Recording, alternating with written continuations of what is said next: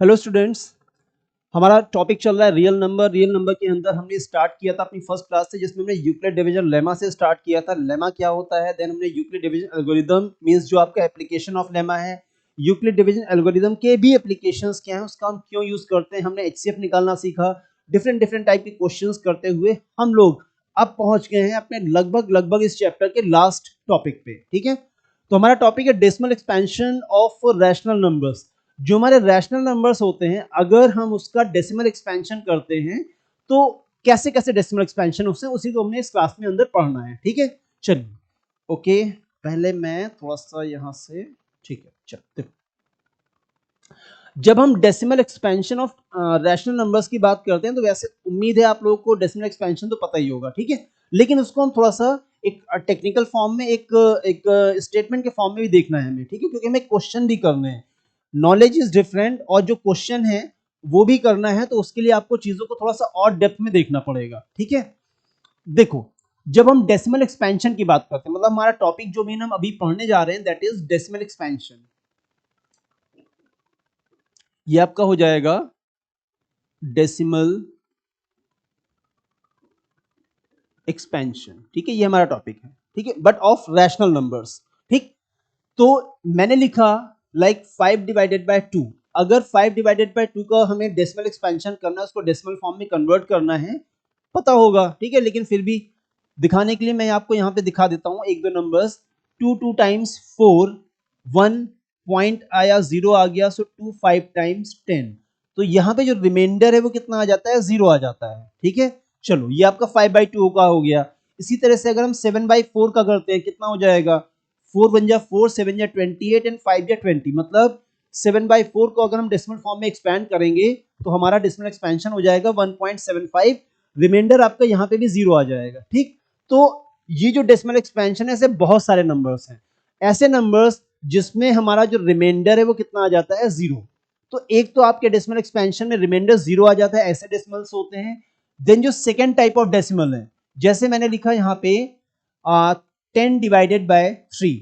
तो 10 divided by 3 के अंदर अगर इसका हम डेसिमल एक्सपेंशन करेंगे तो ये हो जाएगा 3 टाइम्स 9, 1 पॉइंट लगाया, 0 आ गया, तो ये हो गया 3 टाइम्स 9, 1 आ गया होगा समझ में कि यहाँ पे तो 1 बार बार बच रहा है, हर बार 1 बचेगा, डेसिमल लगाए हम 0 लगा देंगे, और यहाँ पे फिर से 3 टाइम्स 9 और रिमाइंडर 1 बच जाएगा। मतलब ये 1 आपका पीछा नहीं छोड़ेगा। तो क्या हो गया अब आपको, इसका मतलब है कि ये जो आपका डेसिमल एक्सपेंशन है वो आपका नॉन टर्मिनेटिंग है। मींस हमारा जो मेन फोकस है वो दो तरह के डेसिमल एक्सपेंशंस पर है। One type of decimal expansions are terminating. ठीक है, एक टाइप के आपके जो डेसिमल एक्सपेंशन होते हैं वो टर्मिनेटिंग होते हैं। टर्मिनेटिंग का मतलब है कि वहां पर हमारा जो रिमाइंडर है वो 0 आ जाता है। और जो second type of decimal expansions हैं वो हमारे होते हैं non terminating. Non terminating means वहां पे आपको रिमाइंडर में 0 नहीं मिलेगा। तो दो तरह के आपके डेसिमल एक्सपेंशन होते हैं रैशनल नंबर्स के, सिर्फ दो तरह के, ध्यान रखना है। डेसिमल एक्सपेंशन जो आपके रैशनल नंबर्स के होते हैं वो या तो टर्मिनेटिंग होते हैं, रिमाइंडर 0 आएगा, या तो आपके नॉन टर्मिनेटिंग होंगे जिसमें रिमाइंडर 0 नहीं आएगा।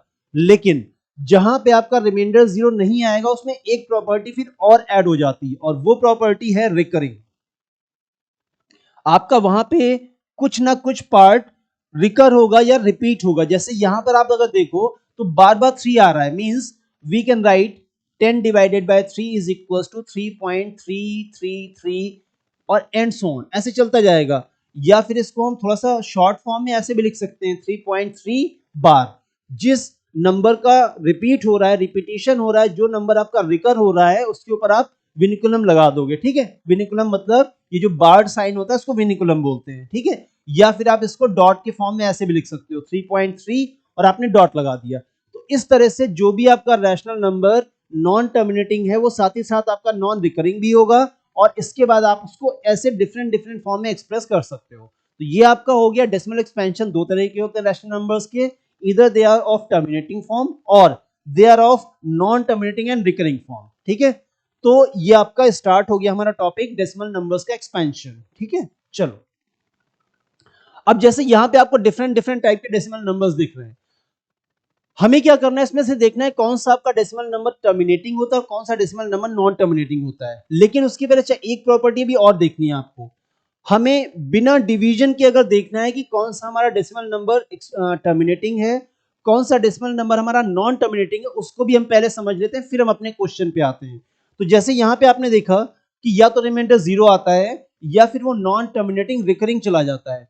तो ये तो करने के बाद हम जान जाएंगे। अगर हम चाहते हैं कि हम बिना किए भी ये चीज जान पाएंगे कौन सा हमारा डेसिमल एक्सपेंशन टर्मिनेट करेगा, रिमाइंडर 0 आएगा, कौन सा डेसिमल एक्सपेंशन आपका टर्मिनेट नहीं करेगा, मतलब वहां पे रिमाइंडर 0 नहीं आएगा, तब हमारे पास क्या मेथड है वो समझो। ठीक है, मैंने लिखा सपोज जैसे अभी हमने देखा 7 डिवाइडेड बाय 4 और इसका आंसर कितना आ रहा था 1.75। 7/4 का जो डिनोमिनेटर है, मतलब एक चीज को पकड़ के रखो, अगर आपको बिना डिवाइड किए पता करना है कि आपका डेसिमल जो है वो टर्मिनेट करेगा नॉन टर्मिनेटिंग होगा, आपको उसके डिनोमिनेटर पे फोकस करना है। ठीक है, लेकिन उसके पहले एक चीज बहुत इंपॉर्टेंट है कि आपका जो फ्रैक्शन है वो सिंपलेस्ट फॉर्म में होना चाहिए, मतलब न्यूमरेटर और डिनोमिनेटर में कोई भी कॉमन फैक्टर नहीं होना चाहिए। उसके बाद आप ये चेक करने जाओगे कि आपका फ्रैक्शन जो है वो टर्मिनेटिंग है या फिर नॉन टर्मिनेटिंग, उनमें कॉमन फैक्टर नहीं होना चाहिए, वो दोनों आपस में को प्राइम होने चाहिए। तो हमने देखा यहाँ पे आपका कोई भी कॉमन फैक्टर नहीं है। अगर कॉमन फैक्टर नहीं है तो इसका जो डिनोमिनेटर है आप इसको एक्सपोनेंट फॉर्म में, पावर फॉर्म में अगर एक्सप्रेस कर पाओ तो 4 का पावर फॉर्म क्या हो जाएगा 2 पावर 2। अब हमने देखा कि यहाँ पे इसका जो डेसिमल एक्सपेंशन था उसमें रिमाइंडर 0 भी था। यहाँ पे जब वो सिंपलेस्ट फॉर्म में है तो उसका जो डिनोमिनेटर है उसको हमने पावर फॉर्म में लिख दिया। ठीक है, इसको यहाँ पे छोड़ते हैं, एक दूसरा नंबर लेते हैं, ठीक है, समझने के लिए और अच्छे से। मैंने लिखा मैंने लिखा 6 डिवाइडेड बाय 128। सबसे पहले तो अगर आपको ये पता करना है कि ये टर्मिनेट करेगा या नॉन टर्मिनेटिंग होगा तो आपको या तो डिवाइड करना पड़ेगा, बट हम एक दूसरा मेथड देखना चाहते हैं और उस दूसरे मेथड की कंडीशन है कि उनके आपस में कोई भी कॉमन फैक्टर नहीं होने चाहिए। बट इसमें तो कॉमन फैक्टर है 2, हटा दो। कैसे? 2 3 टाइम्स और ये हो जाएगा 2 6 टाइम 2 4 टाइम, मतलब ये आपका हो गया 3 डिवाइडेड बाय 64। इसके बाद 64 को आप पावर फॉर्म में लिख दो, ये हो गया आपका 2 पावर 4, 5 पे 32 6, ये हमारा हो जाएगा 2 रेज़ टू द पावर 6। ठीक, ओके, एक और मैं लेता हूं फ्रैक्शन यहाँ पे, ये हो गया हमारा 6 डिवाइडेड बाय 250। कंडीशन का ध्यान रखना दैट न्यूमरेटर एंड डिनोमिनेटर के बीच में कोई भी कॉमन फैक्टर नहीं होना चाहिए, बट यहाँ पे है, इसको भी हटा दो। सो 2 3 टाइम्स 6 और ये आपका हो जाएगा 125। इसको भी अब आपको क्या करना है कि इसको पावर फॉर्म में लिखो, तो ये हो गया 3 डिवाइडेड बाय एंड ये आपका आ जाएगा 5 पावर 3। ठीक, और एक और बस कर लो, इसके बाद आपको वो तरीका बताता हूं, वो थ्योरम बताता हूं, प्रॉपर्टी, जिसके थ्रू बिना लॉन्ग डिवीजन प्रोसेस के भी हमें पता कर लेना है, पता चल जाता है कि कोई भी फ्रैक्शन आपका टर्मिनेटिंग है या फिर नॉन टर्मिनेटिंग। वो आपको लास्ट में क्या करना है, यहाँ पे आपका हो जाएगा 6 डिवाइडेड बाय एंड ये आपका हो गया 600। इसको भी आपको रिड्यूस करना है तो ये आपका हो जाएगा 1/100। ठीक है, तो ये आपका पूरा 4 तरह के मैंने फ्रैक्शंस आपको यहाँ पे दिखाए और ये चारों फ्रैक्शन आपके टर्मिनेटिंग हैं। बिना डिवाइड किए हमें कैसे पता चलेगा कि ये चारों फ्रैक्शन टर्मिनेटिंग है? आपको क्या देखना है कि जो डिनोमिनेटर है but after simplified form, simplest form में करने के बाद जो हमारा डिनोमिनेटर है अगर उसमें सिर्फ 2 के पावर्स, ठीक है, अब यहाँ पे 100 को हम कैसे लिख सकते हैं, 100 को हम लिख सकते हैं 2 पावर 2 मल्टीप्लाइड बाय 5 पावर 2। अगर सिंप्लीफाइड फॉर्म में या सिंपलेस्ट फॉर्म में आने के बाद अगर फ्रैक्शन का डिनोमिनेटर सिर्फ 2 की पावर्स को कंटेन करता है, जैसे यहाँ पे है और यहाँ पे भी है, सिर्फ 2 की पावर्स है, या फिर वो सिर्फ 5 की पावर्स को कंटेन करता है, या फिर वो 2 एंड 5 का मिक्सचर, अगर ऐसा है मतलब सिर्फ 2 सिर्फ 5 या फिर 2 और 5 का कॉम्बिनेशन, इसके अलावा अगर कुछ नहीं है, दैट मीन्स आपका जो फ्रैक्शन है वो टर्मिनेटिंग है, उसमें रिमाइंडर 0 पक्का आएगा। ठीक है, कंफर्म आएगा, चाहे जितना भी बड़ा वो नंबर सिस्टम हो, ठीक है, चाहे जितना भी बड़ा न्यूमरेटर डिनोमिनेटर हो, डिनोमिनेटर चाहे जितना बड़ा हो, आपका रिमाइंडर 0 आएगा। फिर से रिपीट करो, अगर सिंप्लीफाइड फॉर्म में होने के बाद फ्रैक्शन के डिनोमिनेटर में सिर्फ 2 की पावर्स हैं, सिर्फ 5 की पावर्स हैं, या फिर 2 और 5 की कंबाइंड पावर्स हैं और कोई भी नंबर नहीं है, दैट मीन्स आपका वो जो फ्रैक्शन है वो टर्मिनेटिंग होगा, उसमें रिमाइंडर 0 आएगा। लेकिन अगर 2 और 5 के अलावा कोई भी नंबर प्रेजेंट है, दैट मीन्स आपका वो फ्रैक्शन नॉन टर्मिनेटिंग हो जाएगा। तो यहाँ पे ये सारे फ्रैक्शंस आपके टर्मिनेटिंग है, चाहे वो 7/4 हो, चाहे वो 6/128 हो, चाहे वो 6/250 हो, चाहे वो आपका 6/600 हो, ये सारे आपके टर्मिनेटिंग फ्रैक्शन है। इसमें कभी ना कभी रिमाइंडर 0 आ जाएगा। ठीक, अब हम देखते हैं तो ऐसे कौन से फ्रैक्शन है जहां पे आपका रिमाइंडर 0 नहीं आएगा। ठीक है, तो मैंने बना लिया भाई, मैंने बना लिया 36 डिवाइडेड बाय 54। इसको जरा सिंप्लीफाई करते हैं, पहले तो इसको सिंप्लीफाई करना है। तो ये कितना हो जाएगा, 3 1 जा 3, 3 2 जा 6, 3 1 जा 3, 3 8 जा 24। ठीक है, फिर से ये हो गया 3 4 जा 12 और ये हो गया 3 6 जा 18। एक बार और, तो ये आपका हो गया 3 2 जा 6 और ये हो गया, सॉरी 2 2 जा 4 और 2 3 जा 6। ठीक है, 2/3, 18 2 जा 36, 18 3 जा 54। अब क्योंकि यहाँ पे जो डिनोमिनेटर है उसमें 3 आ गया, मतलब 2 और 5 के अलावा अगर कुछ भी आएगा तो आपका फ्रैक्शन जो है वो क्या हो जाएगा, नॉन टर्मिनेटिंग हो जाएगा। वो हमेशा कुछ ना कुछ रिमाइंडर में आता रहेगा, कभी भी रिमाइंडर 0 नहीं होगा। क्योंकि इसका डिनोमिनेटर 3 है, दैट मीन्स आपका ये क्या हो जाएगा, ये आपका नॉन टर्मिनेटिंग आ जाएगा, नॉन टर्मिनेटिंग एंड रिकरिंग। ठीक है,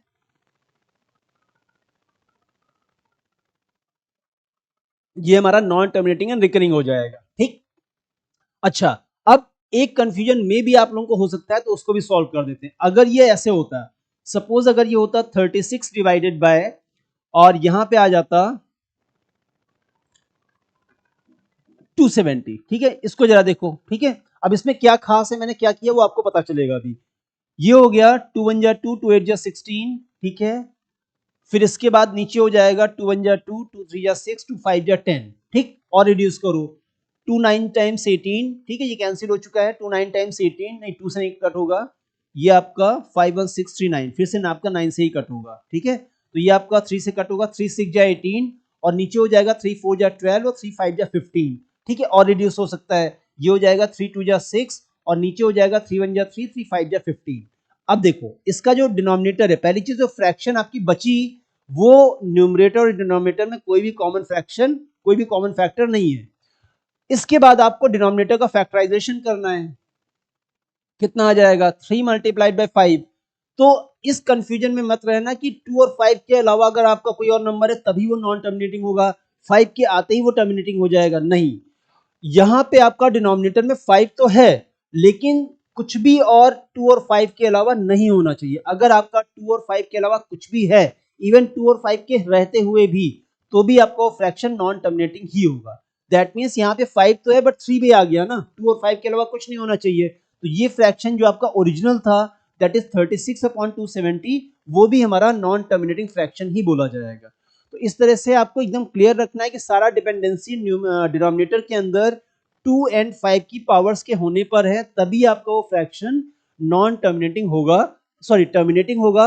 अगर 2 और 5 के रहते हुए कुछ भी और रहता है, 3 हो जाए, 7 हो जाए, कुछ भी आ जाए, दैट मीन्स आपको फ्रैक्शन नॉन टर्मिनेटिंग हो जाएगा एंड रिकरिंग भी हो जाएगा। ठीक है, तो अब इसकी एक फॉर्मल डेफिनेशन हम ले लेते हैं कि कौन से आपके फ्रैक्शंस टर्मिनेटिंग होते हैं, कौन से नॉन टर्मिनेटिंग। तो आपको ऐसे समझना है दैट आफ्टर आफ्टर सिंप्लीफिकेशन, ठीक है, आफ्टर सिंप्लीफिकेशन, सिंप्लीफाई होने के बाद, आफ्टर सिंप्लीफिकेशन, इफ डिनोमिनेटर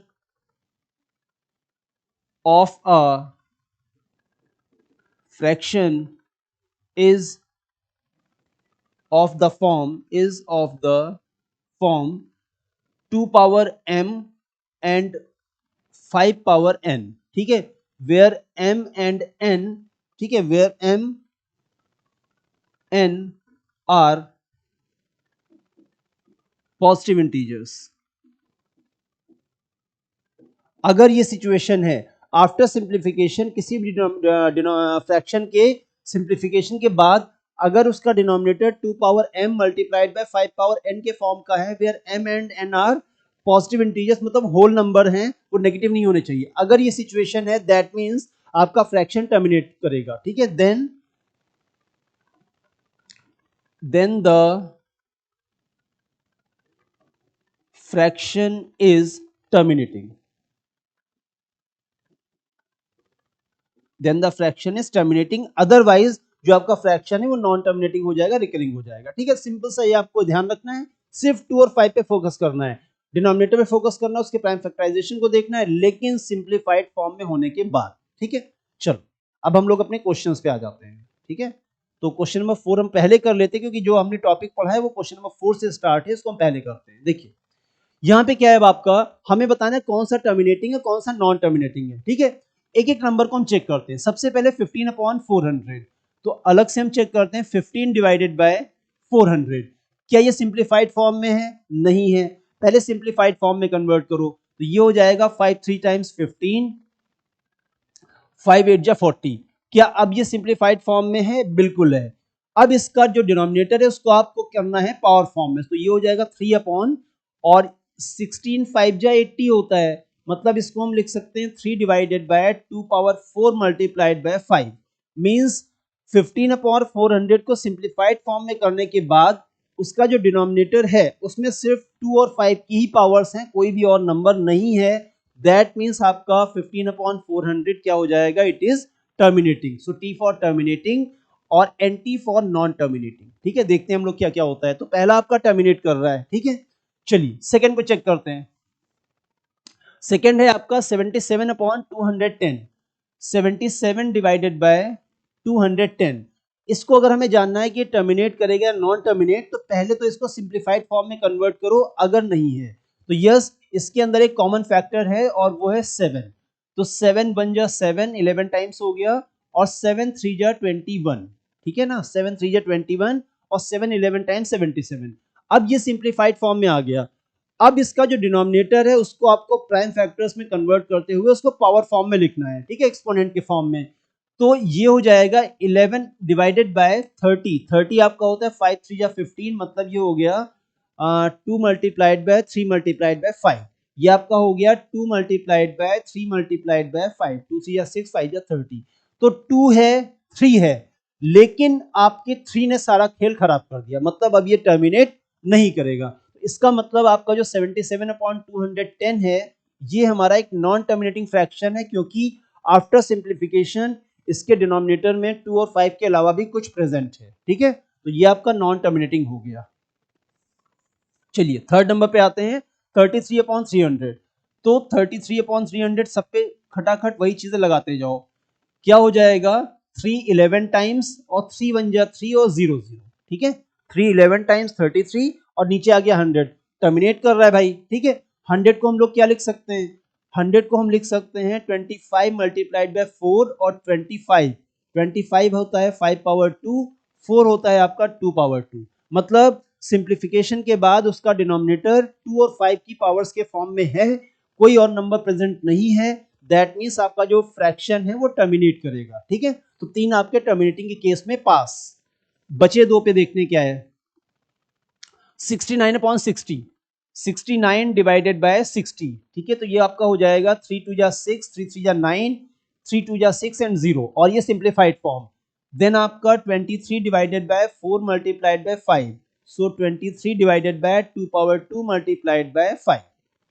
ठीक है, सिर्फ 2 और 5 की पावर्स, तो ये भी आपका क्या हो गया? टर्मिनेटिंग हो गया। And last but not the least 26/250, 26 divided by 250, इसको भी आप रिड्यूस करो, तो ये हो जाएगा 2 1 टाइम्स 2, 2 3 जा 6, और ये हो गया 2 1 जा 2, 2 2 जा 4, 2 5 जा 10, तो ये हमारा आ गया 13/125, that is equals to 13 divided by 5 power 3। ठीक है, तो 13/5 पावर 3, मतलब डिनोमिनेटर में आपका सिर्फ 2 और 5 की कॉम्बिनेशन होंगे, खाली 2 होगा तो भी चलेगा, खाली 5 होगा तो भी चलेगा। तो यहाँ पे 5 पावर 3 है, तो आपका ये भी टर्मिनेट करेगा, मतलब सारे फ्रैक्शंस में सिर्फ एक फ्रैक्शन ऐसा था जो नॉन टर्मिनेटिंग था, बाकी सारे फ्रैक्शंस आपके टर्मिनेटिंग हैं। ठीक है, तो इस तरह से आप चेक कर लोगे कि कौन सा फ्रैक्शन आपका टर्मिनेट करेगा, कौन सा फ्रैक्शन नॉन टर्मिनेटिंग होगा। तो पूरे आपको जो भी रूल्स हैं, जो भी आपको यहाँ पे ट्रिक्स बताई हैं, उनको अच्छे से ध्यान रखना है। ठीक है, चलिए अब यहाँ पे क्वेश्चन है, अब ये जो है ना टर्मिनेटिंग नॉन टर्मिनेटिंग का जो मेथड आपने सीखा कि कैसे पता चलेगा, बेसिकली उसी मेथड का यूज करके हम लोग अपने क्वेश्चंस को भी इजी वे में सॉल्व कर सकते हैं। कैसे, वो आप धीरे धीरे जान भी जाओगे। छोटा सा एग्जांपल यहाँ पे मैं आपको दिखा रहा हूँ, ठीक है। यहाँ पे आपके पास एक एक क्वेश्चन है जिसमें हमें एक डेसिमल एक्सपेंशन करना है, लेकिन विदाउट डूइंग एक्चुअल डिवीजन। मतलब आप चाहो तो इसको ऐसे कर सकते हो 1250 डिवाइडेड बाय 91, ठीक है, और आपको डेसिमल में कुछ ना कुछ मिलेगा डेसिमल नंबर। बट इसको हम बहुत इजी वे में भी सॉल्व कर सकते हैं, लेकिन उसके पहले आपको यह पता होना चाहिए कि ये टर्मिनेट करेगा या नहीं करेगा। और उसके लिए क्या करना है, सबसे पहले तो आपको चेक करना है कि क्या इसमें कोई कॉमन फैक्टर है। अब क्योंकि ये थोड़े बड़े नंबर्स हैं तो आपको एक चीज तो करनी पड़ेगी, आपको टेबल्स अच्छे से याद होनी चाहिए। 20 टेबल्स तो आपको लर्न होनी ही चाहिए इन सच अ वे कि खाली टेबल्स आपको नहीं आनी चाहिए कि आपको 13 का टेबल अच्छे से याद है। आपको तुरंत 13 7 या 91 ऐसे नंबर्स को तुरंत फैक्टराइज करना आना चाहिए, और ये तुरंत नहीं होगा, इसके लिए आपको थोड़ा सा प्रैक्टिस करनी पड़ेगी। लेकिन जब आप ऐसे याद कर पाओगे चीजों को, ठीक है, जैसे मैं पूछता हूँ 9 8 जा, अगर आपके माइंड में विद इन सेकेंड 72 आता है, तब आप ऐसे क्वेश्चंस को इजीली परफॉर्म कर पाओगे, वरना ये टफ के टफ ही बने रहेंगे। तो अब आपको करना क्या है, 20 तक टेबल्स आपको होनी चाहिए याद, प्लस जो दो नंबर्स के फैक्टर से नंबर बनते हैं मल्टीप्लिकेशन से, वो नंबर आपको क्विकली याद होने चाहिए, ठीक है। सो 91 आपका 3 और 13 और 7 के कॉम्बिनेशन से बनता है, और जो 125 है ये आपका सिर्फ 5 की पावर्स में आता है, मतलब इनके अंदर कोई भी कॉमन फैक्टर नहीं है, ठीक है। पहले तो ये हो गया आपका। अब क्या करना है, 91 को तो आप 91 रख दो। इसको हम कैसे लिखेंगे, देखो इसको हम लिख सकते हैं 125 मल्टीप्लाइड बाय 10, और पावर फॉर्म में कितना हो जाएगा, एक 5 यहां पर एक 5 यहां पर, मतलब अल्टीमेटली ये आपका हो जाएगा 5 पावर 4 मल्टीप्लाइड बाय 2, ठीक है, 5 पावर 4 मल्टीप्लाइड बाय 2, ठीक। तो आपको जैसे मैंने यहां पे किया 125 इंटू 10 पहले कर लिया, फिर आपने क्या किया यहां पे, फिर आपको यहाँ पे 125 होता है 5 की पावर 3, एक 5 यहां से मिल जाएगा तो 5 की पावर 4 हो गई, और यहाँ पे आपका 2 बच गया, ठीक। इतना करने के बाद ध्यान रखना, जो डेसिमल नंबर मतलब छोटी क्लासेस में आपने पढ़ा होगा, डेसिमल नंबर से डिवीजन बहुत आसान होता है। डेसिमल नंबर से डिवीजन का मतलब क्या है, अगर 23/10 है तो सीधे हम क्या लिख देते हैं 2.3। अगर आपका 235/100 है तो हम क्या लिखते हैं 2.35, मतलब 10 है, 100 है, 1000 है, ऐसे नंबर से जो डिवीजन होता है उसको हम डेसिमल डिवीजन बोलते हैं, ठीक है। तो 10 100 1000 ऐसे नंबर से 10,000 है, ऐसे नंबर से डिवाइड करना आसान होता है। अब इसमें जो 10 है ये सारे 10 ही से तो बने हुए हैं, आपका ये 10 हो गया, 100 को हम क्या लिख सकते हैं 10 पावर 2 हो सकता है, 1000 हमारा क्या हो जाता है, ये 10 पावर 3 होता है, मतलब अल्टीमेटली सब 10 से ही बनते हैं। तो आपको क्या करना है, 10 के लिए क्या चाहिए, 10 आपका बनता है 2 और 5 के कॉम्बिनेशन से, एक 2 और एक 5। तो यहां पे आपको क्या करना है, 5 आपके 4 है, मतलब 4 पावर है 5 की, 2 की सिर्फ 1 पावर है, मतलब आपको 2 की 3 पावर और देनी है। तो आपको करना क्या है, ऊपर नीचे आप 8 से मल्टीप्लाई कर दो। नीचे हमने 8 से इसलिए मल्टीप्लाई किया, 8 का मतलब 8 को आपको 2 की 3 पावर्स मिल जाएंगी, तो ये आपकी 2 की 4 पावर्स कंप्लीट हो जाएंगी। हर पावर एक 5 के साथ मिलकर 10 बनाएगा, ठीक है। और क्योंकि नीचे मैंने 8 का मल्टीप्लाई किया, तो क्वेश्चन को अनचेंज रखने के लिए हम ऊपर भी क्या करेंगे 8 का मल्टीप्लाई कर देंगे। ऊपर वाला 8 इससे मल्टीप्लाई होगा, सो 8 1 जा 8, 8 9 टाइम्स 72। नीचे कितना हो जाएगा, देखो ये आपका हो गया 5 पावर 4 मल्टीप्लाइड बाय ये आपका 2 पावर 3 हो जाएगा, 2 इंटू 2 इंटू 2 8 होता है, और एक पावर ये मतलब 2 पावर 4। तो ये हमारा बन गया 728 डिवाइडेड बाय, ठीक है, 728 divided by 5 multiplied by 2 whole power 4, और 5 टू जा होता है 10, 10 की पावर 4 कितना होता है 10,000। तो ये आपका हो गया 728 डिवाइडेड बाय 10,000। तो बस हो गया, 4 डेसिमल प्लेस पे आप डेसिमल लगा दो, क्योंकि 1 2 3 तो ये है, एक जीरो बढ़ा दो, तो ये हो गया 0.0728।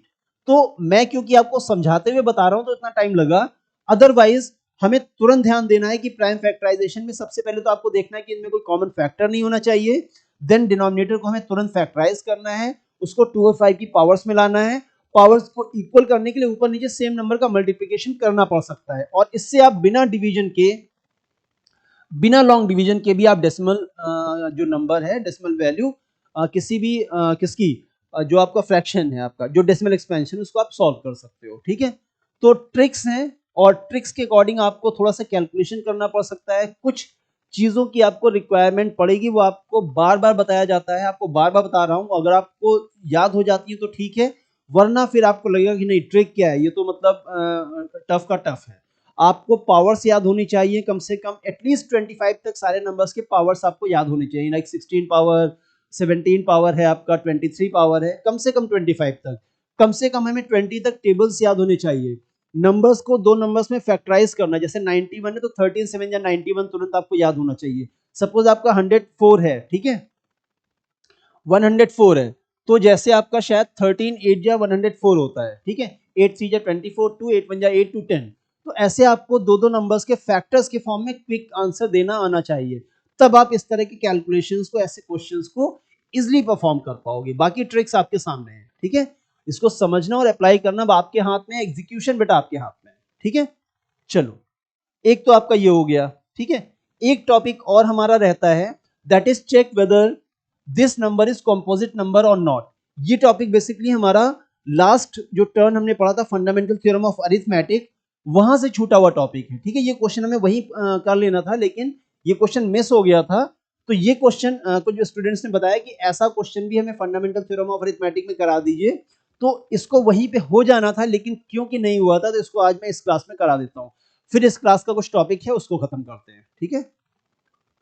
देखो, जो क्वेश्चन आपके सामने है कि हमें एक नंबर गिवन है 5 इंटू 7 इंटू 11 इंटू प्लस 7, हमें बताना है कि ये नंबर कॉम्पोजिट है, हमें इसको कॉम्पोजिट प्रूफ करना है, कैसे? फंडामेंटल थ्योरम ऑफ अरिथमेटिक का यूज करके।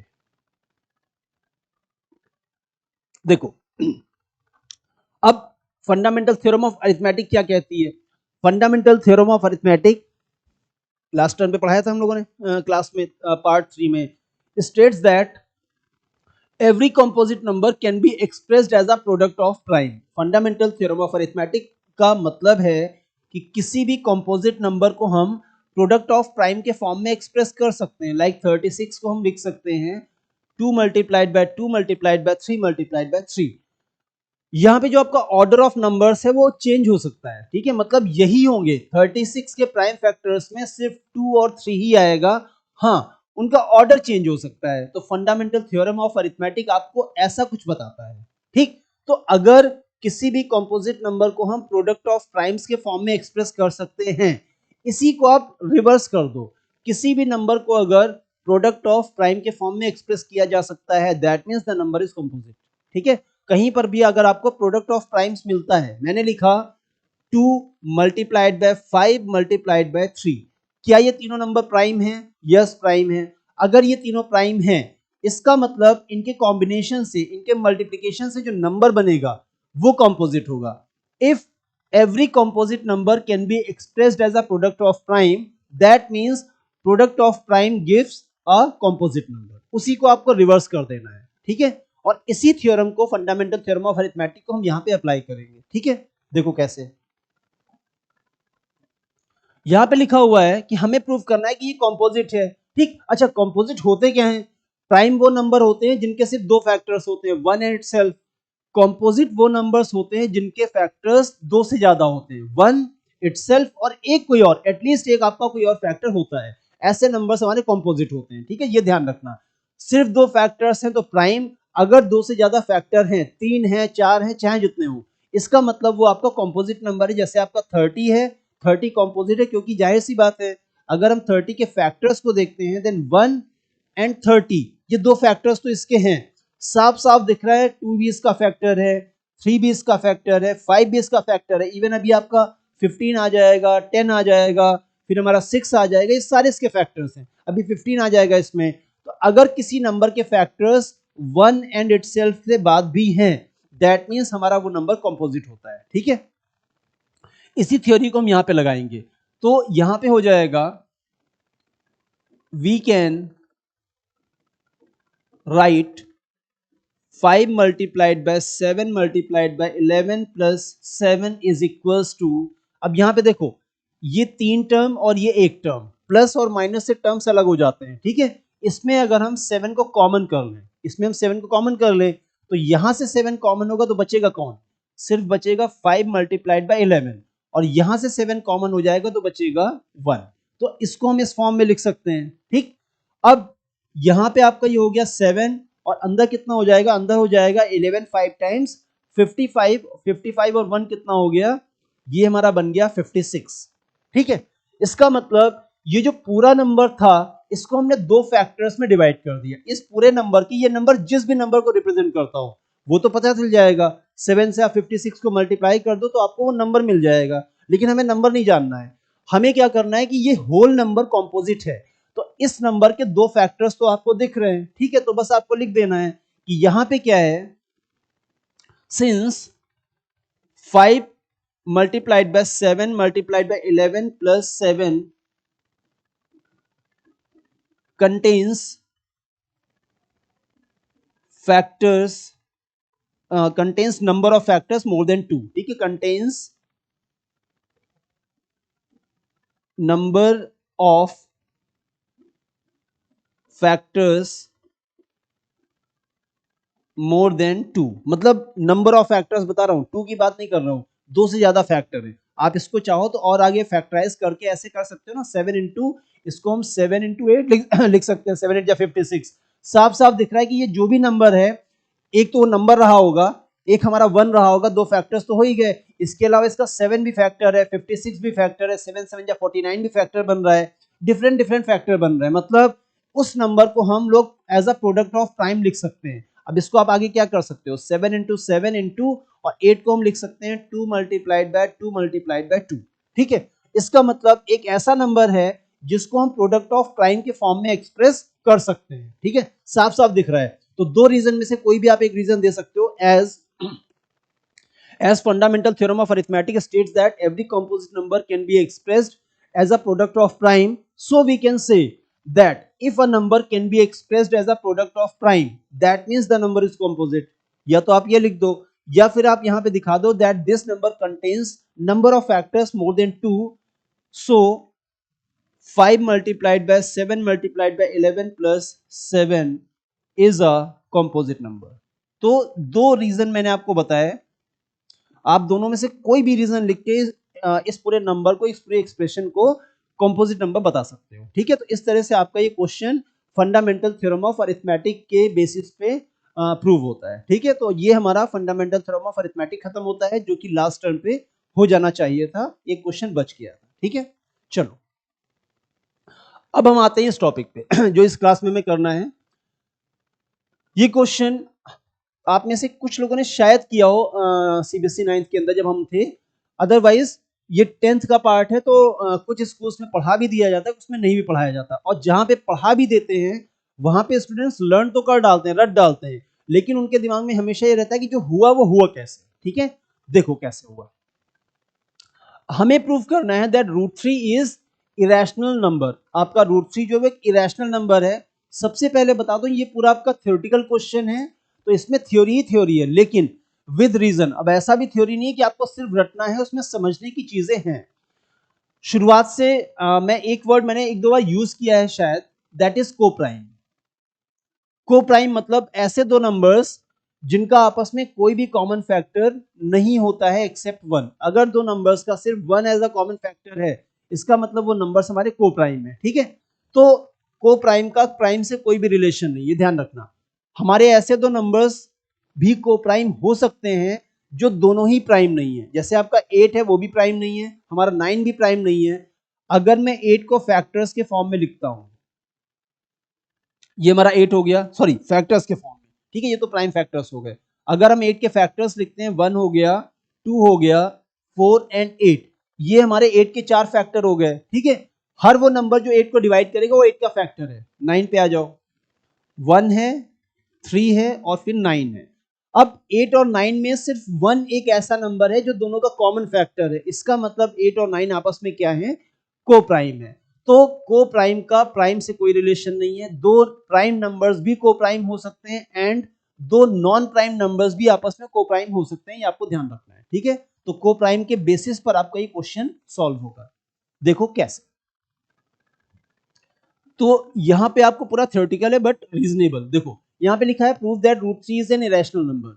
तो यहां पे कॉन्ट्राडिक्शन मेथड लगाएंगे। सबसे पहले तो हम क्या करेंगे let √3 is a rational number. हमने सबसे पहले ये रिलेट कर लिया कि नहीं भाई √3 हमारा इरेशनल नहीं है, √3 हमारा रैशनल है। Let √3 is a rational number, और अगर √3 रैशनल है तो हम √3 को एक्सप्रेस कर सकते हैं P/Q के फॉर्म में, ठीक। और यहां पे आपको ध्यान रखना है Q शुड नॉट 0। पहले तो आपको ये बताना है कि √3 हमारा रैशनल है, अगर ये रैशनल है तो इसको हम P/Q के फॉर्म में एक्सप्रेस कर सकते हैं where Q is not equal to 0। और यहां पे एक बहुत इंपॉर्टेंट चीज है जो आपको बता देनी है, that here P and Q does not have any common factor, any common factor. इनका आपस में कोई भी कॉमन फैक्टर नहीं है, ठीक है। मतलब वो आपस में क्या है, को प्राइम है। ये एक आपको इंपॉर्टेंट लाइन यहां पे दे देनी कि P और Q का आपस में कोई भी कॉमन फैक्टर नहीं है। अब हमें क्या करना है, अब √3 is equal to P divided by Q, इसका हमें स्क्वायरिंग बोथ साइड कर देना है, ठीक है। बोथ साइड आप स्क्वायर कर दो। अच्छा, उसकी पहले एक काम कर लो, आप इसको ऐसे क्रॉस मल्टीप्लाई करके √3Q is equal to P, पहले हमने ऐसे कर लिया, अब इसका स्क्वायरिंग बोथ साइड कर दो, तो ये हो जाएगा 3Q square is equal to P square, और यहां पे रीजन कर दो दैट स्क्वायरिंग बोथ साइड, ठीक है, दोनों तरफ स्क्वायर करने पर। तो इसके बाद क्या करना है, 3 को उधर शिफ्ट कर देंगे, तो ये हमारा हो गया Q square is equal to P square divided by 3, ठीक। क्वेश्चन को यहां तक ले आओ। अभी तक कुछ ऐसा नहीं किया जो बहुत खास हो। हमने क्या किया है कि उसको P/Q के बराबर माना, रैशनल माना। अगर रैशनल है तो उसको हम P/Q यानी Q is not equal to 0 के बराबर लिख सकते हैं। P and Q both are coprime, उनका कोई भी कॉमन फैक्टर नहीं है। ये इंपॉर्टेंट लाइन होगी प्रूव करने में। देन स्क्वायरिंग बोथ साइड हमने किया तो आपका Q square is equal to P square upon 3 आ जाता है। अब यहाँ पे आपको एक बहुत इंपॉर्टेंट चीज दिखानी है और उसको एक क्वेश्चन बनाना है। वो क्या है, साफ साफ दिख रहा है कि 3 हमारा P स्क्वायर को डिवाइड करता है, तो यहाँ पे आपको ऐसे दिखाना है that here 3 divides P square. आप चाहो तो उसको पूरा डिवाइड्स लिख सकते हैं या फिर ऐसे सिंबॉलिक फॉर्म में। 3 हमारा P स्क्वायर को डिवाइड करता है, सो 3 डिवाइड्स P ऑल्सो। अगर हमारा 3 P स्क्वायर को डिवाइड करेगा, कोई भी प्राइम नंबर अगर किसी पॉजिटिव इंटीजर के स्क्वायर को डिवाइड करता है तो वो प्राइम नंबर उस पॉजिटिव इंटीजर को भी डिवाइड करेगा। हमारे पास ये थ्योरम है 1.3 नंबर से आपकी बुक में, तो यहाँ पे आपको रीजन करना है, इट इज अ थ्योरम, ठीक है, दिस इज अ थ्योरम। और अगर 3P को डिवाइड करता है, ठीक है, यहाँ पे एक बहुत इंपॉर्टेंट रिजल्ट निकल के आता है कि अगर हमारा 3P को डिवाइड करता है, ठीक है, सो इफ 3 डिवाइड्स P, इसका मतलब 3 जो है वो P का क्या हो जाएगा, कॉमन एक फैक्टर हो जाएगा, ठीक है। ये आपको यहाँ पे मेंशन करना है, ये बहुत इंपॉर्टेंट रिजल्ट है। Therefore 3 is a factor of P। So this is very important result जो आपको आगे जाके इसको प्रूव करने में हेल्प करेगा। तो अगर 3P को डिवाइड करता है तो 3P का क्या हो जाएगा, फैक्टर हो जाएगा, ठीक है। अच्छा, अब अगर 3P का फैक्टर है तो हमें क्या करना है, देखो अगर हमारा 3P का फैक्टर है तो अब आपको करना क्या है कि P जो है उसका मतलब अगर उसका हम फैक्टराइजेशन करेंगे तो उसमें 3 निकल के आएगा। तो हमें ये करना है that let 3 is equals to sorry let P is equals to 3K, ठीक है। और यहां पे आपका K क्या हो जाएगा, K is a positive integer. आपका K कोई भी पॉजिटिव इंटीजर हो सकता है, ठीक है। वैसे जो रिजल्ट्स हैं वो आपके नेगेटिव इंटीजर्स पे भी अप्लाई होते हैं, बट हमारा सिलेबस सिर्फ पॉजिटिव इंटीजर्स का है। तो हमने P को 3K के बराबर दिखा दिया, और इसके बाद आपको क्या करना है कि जहां पे P है वहां पे आपको 3K की वैल्यू को रिप्लेस करना है। So 3Q square is equals to P square, ये आपका हो जाएगा 3Q square is equals to P square, और P स्क्वायर के प्लेस पे जब हम 3K रखेंगे तो ये कितना आ जाएगा, ये हमारा आ जाएगा 9K स्क्वायर, ठीक है। अब ये 3 उधर चला जाएगा, तो Q square is equals to 9K square divided by 3, तो ये हमारा हो गया 3 3 जा 9, मतलब Q square is equals to 3K square, ठीक।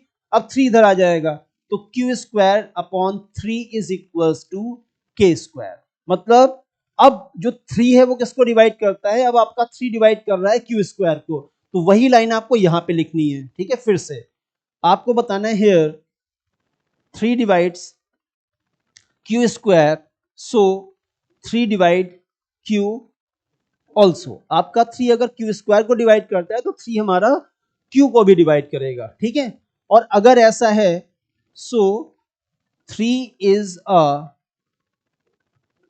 फैक्टर ऑफ क्यू ऑल्सो, यानी 3 आपका जो क्यू का भी फैक्टर है।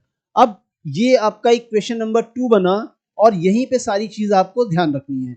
पहली लाइन ये है कि आपने ये बता दिया कि 3 हमारा p का फैक्टर है। इसके बाद जो दूसरी लाइन है वो आपने बता दिया कि 3 हमारा जो है वो q का फैक्टर है, जबकि आपने शुरुआत में बोल दिया था कि जो p और q है उनका कोई भी कॉमन फैक्टर नहीं है। तो बस आपको यहीं पे एक रीजन तैयार करना है, ठीक है। यहाँ पे आपको रीजन तैयार करना है कि it seems that 3 is a common factor of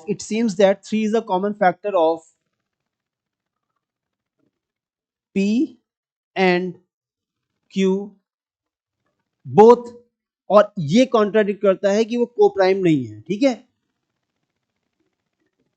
which contradicts that they are coprime, ठीक है। यानी आपने यहां पे ये देखा कि 3 एक कॉमन फैक्टर है p और q का, और ये कॉन्ट्राडिक्ट करता है कि भाई p और q कोप्राइम है। और ये कॉन्ट्राडिक्शन क्यों हुआ है? क्योंकि हमारा एजम्पशन रॉन्ग था, ठीक है। और यहां पे आपको बता देना है that this contradiction was due to wrong assumption। ये जो कॉन्ट्राडिक्शन हुआ है वो आपका एक रॉन्ग assumption की वजह से हुआ था। रॉन्ग assumption क्या था? That √3 is rational. हमारा रॉन्ग assumption जो था वो था √3 इज रैशनल। ये जो हमारा assumption था यही रॉन्ग था। इसका मतलब है therefore √3 is an irrational number. जो आपका √3 है वो कैसा नंबर है? It is an irrational number. ये आपका क्वेश्चन प्रूव हो जाएगा, ठीक है। तो आपको जो थ्योरी है वो समझना है। सब कुछ आपका कोप्राइम पे डिपेंड करता है कि पी और क्यू का आपने कोई भी बता दिया तो कॉमन फैक्टर नहीं है, लेकिन बाद में आपको लगा नहीं क्यू पी और क्यू का एक कॉमन फैक्टर निकल आता है, ठीक है, 3। और अगर ऐसा है तो हमने मान लिया था कि √3 हमारा रैशनल है, इसी वजह से आपका ये कॉन्ट्राडिक्शन हो गया। तो बस आपको कॉन्ट्राडिक्शन सही करना है और ये आपको डिक्लेयर कर देना कि नहीं, हमारा जो √3 था वो रैशनल नहीं था, वो आपका एक इरेशनल नंबर है, ठीक है। ये आपका क्वेश्चन ऐसे हो जाएगा, ठीक। चलो इसके बाद ये क्वेश्चन, ठीक है। अब इस क्वेश्चन में देखो क्या है, फिर एक बहुत अच्छा सा क्वेश्चन करके हम लोग अपनी क्लास को वाइंड अप करेंगे। Prove that 5 - 2/7 √3 is an irrational number. अब इस क्वेश्चन को उतना लेंदी नहीं करना है। अगर सिर्फ √3 आपको इरेशनल प्रूव करना है, अच्छा पिछले क्वेश्चन में ये भी जान लो, अगर ये आपका √3 की जगह √5 होता तो जहां पे हमारा 3 के था वहां 5 के आ जाता, ठीक है। जहां जहां पे 3 है वहां पे 5 आ जाएगा। √7 होगा तो जहां जहां पे 3 है वहां पे 7 आ जाएगा। तो सब कुछ एक ही जैसा है। तो यहां पे आपको क्या दिखाना है? That combination of rational and irrational is irrational. मतलब ऐसे क्वेश्चंस को करने में आपको यह ध्यान रखना है कि आपको पहले से पता है कि √3 हमारा इरेशनल है, ठीक है। तो यहां पे आपको उतना लेंदी नहीं करना है, इसको दूसरे तरीके से करना है। इसको कैसे करना है? Let 5 - 2/7 √3 is equal to r, और यहां पे बता देना है r इज अ रैशनल। हमारा जो r है वो एक रैशनल नंबर है। आपने मान लिया कि आपका ये पूरा नंबर रैशनल है, ठीक है। अब हमें क्या करना है? अब हमें कुछ भी करके इधर उधर सिंपल सा आपको शिफ्टिंग करते हुए अकॉर्डिंग टू मैथ्स हमें √3 को एक साइड करना है, बाकी सारे नंबर्स को हमें एक साइड शिफ्ट कर देना है, ठीक है। देखो कैसे करना है। तो ये आपका हो जाएगा, सबसे पहले हमने क्या किया, 7। आपने 7 का यहाँ पे एलसीएम लिया तो ये हो जाएगा 7, ठीक है। या फिर ऐसा करते हैं, सबसे पहले ऐसे कर लो आप इसको, 5 - r, r को इधर ले आओ एंड 2/7 √3 इसको उधर शिफ्ट कर दो। क्यों? क्योंकि जो इस टर्म में आपका √3 है वो माइनस है, उसको पॉजिटिव बना दो पहले। तो हमने इसको उधर शिफ्ट कर दिया, r उधर से इधर आएगा, माइनस हो जाएगा। अब 7 आपको इधर शिफ्ट करना है तो ये बन जाएगा 7 5 times 35 - 7r is equal to 2/√3, और 2 जब इधर आएगा तो ये आपका फाइनली बन गया 35 - 7r whole upon 2 is equals to under root 3। मतलब आपने रूट 3 को एक साइड शिफ्ट करना है, बाकी सारे नंबर्स को हमें एक साइड शिफ्ट कर देना है। ठीक है, तो सबसे पहले तो आपको ये करना है।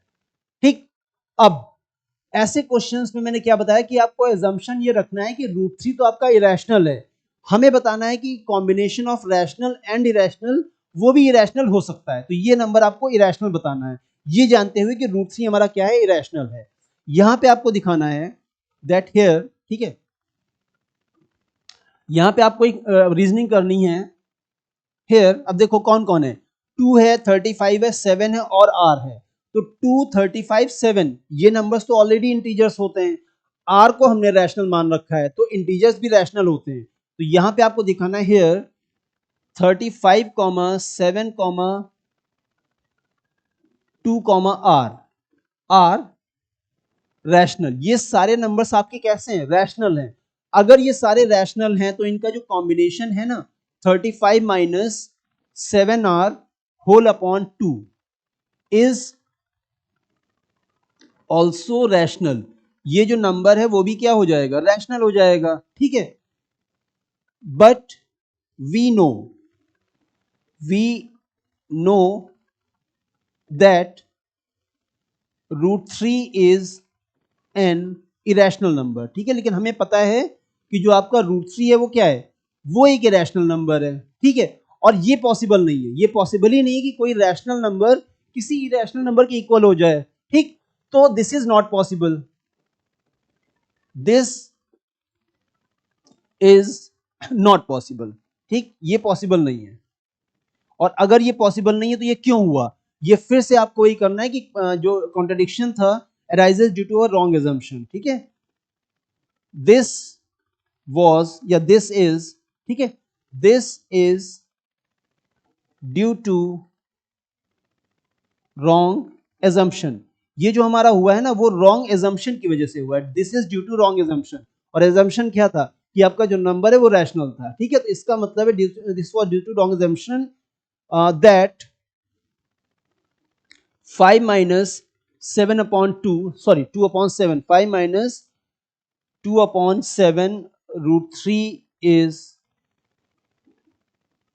रैशनल। यानी आपने गलत मान लिया था, तो इसका मतलब आपने गलत मान लिया था तो उसको सही कर दो, और सही में क्या हो जाएगा, सही आपका हो जाएगा therefore 5 minus 2 upon 7 root 3 is irrational. ये जो आपका नंबर है वो क्या हो जाएगा, it is an irrational number. इस तरह से आपको दो तरह के क्वेश्चंस आपके आते हैं इरेशनल प्रूफ करने में। एक हमें सिर्फ एक नंबर लिखा होता है, जैसे पिछले क्वेश्चन में था, वहां पे सिर्फ रूट 3, रूट 5 या रूट 7 लिखा होगा, तो ये थोड़ा लेंदी प्रोसेस है, उसमें p अपॉन क्यू और q should not equal to 0 दिखाना है। एक में आपका कॉम्बिनेशन ऑफ रैशनल इरेशनल होता है, इसको आपको उतना लेंदी नहीं करना, ये आपको थोड़ा सा में करना है। रीजनिंग बहुत इंपॉर्टेंट है, वो आपको अच्छे से समझ के रखनी है, आप चाहो तो रट सकते हो, ठीक है, लेकिन समझने के बाद। ठीक अच्छा, अब एक क्वेश्चन और, ठीक है, बहुत अच्छा सा क्वेश्चन है, और इसी के साथ क्लास को हम लोग वाइंड अप करते हैं। यहां पे क्वेश्चन आपका है, if under root A B is irrational number prove that root A plus root B is an irrational number. अगर आपका अंडर रूट ए बी एक इरेशनल नंबर है तो हमें प्रूव करना है कि जो root A plus root B है वो भी एक इरेशनल नंबर होगा। ठीक है, देखो कैसे करेंगे, हमें क्या करना है, root A plus root B, और इसका हम कर देते हैं होल स्क्वायर। ठीक है, root A plus root B का हम क्या कर देते हैं, होल स्क्वायर। ठीक है, तो ये हो जाएगा आपका ए। अच्छा, इसके पहले हमको लेट कर लेना है। ठीक है, लेट करने के शुरू करते हैं। यहां पे आपको करना है let A and B are two positive integers. ठीक है, ए और बी हमारे क्या हैं, ये दो पॉजिटिव इंटीजर्स हैं। ठीक है, सबसे पहले तो आपका ये हो गया, तो इस हिसाब से आपका under root A plus under root B whole square is equals to, ये आपका हो जाएगा, क्या हो जाएगा आपका, ये हो गया आपका root A square plus 2 into root A multiplied by root B and plus root B whole square. ये आपका ऐसे हो गया। ठीक, तो ये आपका बन गया a plus 2 under root A B plus B square, ठीक है, ये आपका बन गया A under A sorry B square नहीं बी, ठीक है, A plus 2 under root A B plus B. तो आपको अगर under root A B irrational given और आपको प्रूव करना है कि ये आपका ये भी इरेशनल होगा, तो सबसे पहले आपको root A plus root B whole square आपने एक्सपेंड कर दिया, ठीक है, कितना आ जाएगा ये, so root A plus root B whole square is equals to A plus, और यहां पे आ गया 2 अंडर रूट, या इसको एक साथ कर लो, ठीक है, A plus B plus 2 under root A B, ठीक है, ये आपका हो गया। अब हमें ध्यान रखना है कि हमें अगर रूट ए बी को इरेशनल दिखाना है और आप sorry root A B irrational given है और आपको प्रूव करना है कि root A plus root B irrational है, तो हमें ए बी को इधर शिफ्ट कर देना है। तो ये आपका इधर आके क्या हो जाएगा, ये बन जाएगा root A plus root B whole square is equals to, और ये आपको क्या दिखाना है यहाँ पे, root A plus root B whole square is equals to, यहाँ पे आपको आ गया, अच्छा नहीं इसको उधर शिफ्ट करना है, ठीक है, minus A minus B is equals to 2 under root A B, और इसके बाद 2 को भी इधर शिफ्ट कर दो, so this is root A plus root B whole square minus A minus B, और होल अपॉन आपका कितना आ जाएगा 2, and this is equals to under root A B, ठीक है, ये आपका पूरा क्वेश्चन हो गया। अब देखो यहां पे अब आपको करना क्या है, ठीक है, ठीक है, ए प्लस बी, क्या इसको किसी और मेथड से भी हम कर सकते, अगर हम A plus B whole square करते तो A square plus B square plus 2ab आता, ठीक है, नहीं वैसा नहीं हो सकता, ठीक है। अब आपको यहाँ पे क्या करना है, यहाँ पे साफ साफ दिख रहा है कि अगर आपका अंडर रूट ए बी हमारा क्या है, इरेशनल है, अगर under root A B irrational है तो यहाँ पे आपका ए और बी तो रैशनल है, 2 भी हमारा रैशनल है, लेकिन जो आपका ये वाला नंबर है वो अगर आपका इरेशनल नहीं होगा, ठीक है, तो एक रैशनल नंबर एक इरेशनल के इक्वल नहीं हो सकता, तो हमें प्रूव करना था कि ये नंबर इरेशनल होगा, तो सिंपल सा है, रूट ए बी आपका इरेशनल है, तो वो रैशनल नंबर जो देखने में रैशनल है बट वो under root A plus under root B के बराबर है, तो वो नंबर भी आपका इरेशनल हो जाएगा। मतलब under root A plus under root B एक ऐसा नंबर है, आपको बस अच्छा यहाँ पे नहीं करना था, यहाँ पे एक चीज थोड़ा सा मिस हो गई है, ठीक है, वो आपको, ठीक है, इधर से आपको करना है बेटा, इधर आ जाओ यहां से, ठीक है, यहां से आपको हटा देना है, ये आपका जो हो जाएगा, नहीं इसको ऐसे भी कर सकते हैं, सही है, ठीक है, तो यहाँ पे आपको एक रीजनिंग करनी है, यहाँ पे आपको रीजनिंग क्या करनी कि अगर आपका रूट ए बी इरेशनल है, क्योंकि ये क्वेश्चन में गिवन है, तो हमारा ये जो नंबर है लेफ्ट हैंड साइड